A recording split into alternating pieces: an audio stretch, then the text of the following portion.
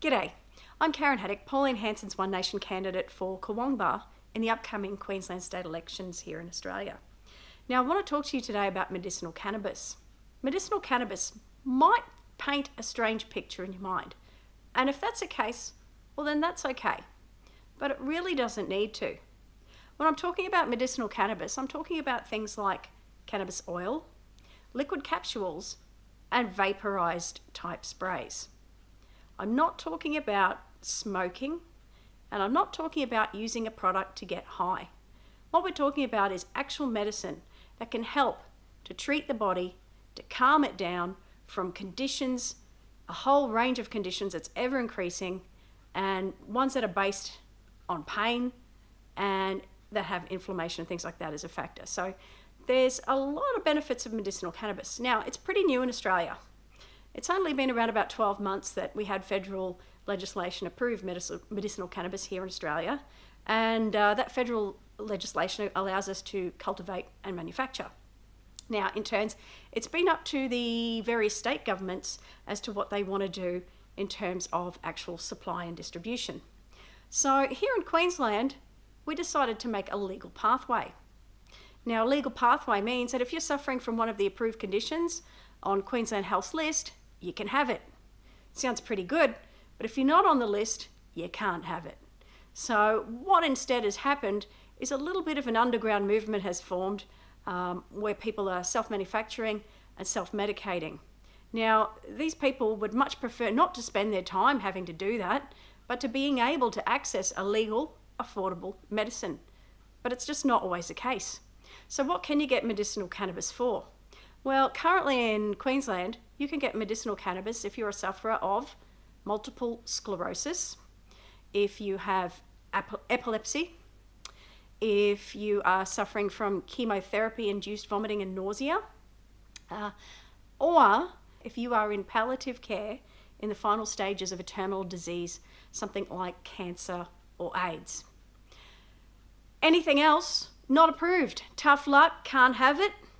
Black market or do without. You can, however, there is one exception to it. You can, in some instances, also get approval for pain management, but that requires your doctor to do all the coordinating and to lobby for your case individually. Now, on top of all that, not only do they have to do their own research to get approval to Queensland Health for you individually, but they have to also have proven that they've given you everything else first. So all the other medications have to have been tried first and found to be unresponsive. Now that could mean quite a little bit of pharmaceutical product being used by you. Quite a lot of opiate-based medicines possibly used by you. And, if you don't want to feel like a zombie, tough luck. All right, so it's not the be-all and end-all currently. Our legal pathway is excluding a lot of people who are pretty needy. So we still have the situation out there where we've got some mums and dads and other caring people self-manufacturing and medicating.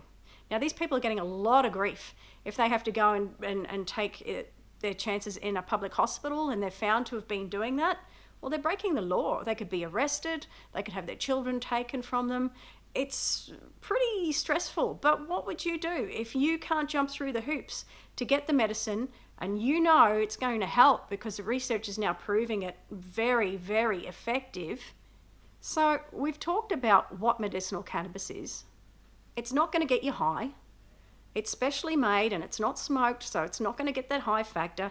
Instead, what it's going to do is to help you with your pain. It's going to relieve your inflammation, and it's going to be very successful for a whole range of conditions, ever increasing. Research is just finding more and more applications for medicinal cannabis. And a lot of people out there who use the internet, who do their own research because they care, are probably aware of how this could be helping them, and yet they can't get access to it. We need to help these people. We need to cut the red tape, and we need to get the conditions that can benefit them onto the approved list quickly, far quicker than is currently happening. We also need to make sure that any products we do get are affordable to people. It's not much good if nobody can buy it. Presently, we don't have our own manufacturer base here in Australia, so we're importing it. And one recent example I heard recently was a spray type product that costs around $1,500 a bottle. And a bottle's expected to last for maybe a month. I don't know about you, but I certainly couldn't afford that kind of money. $1,500 every month. Wow.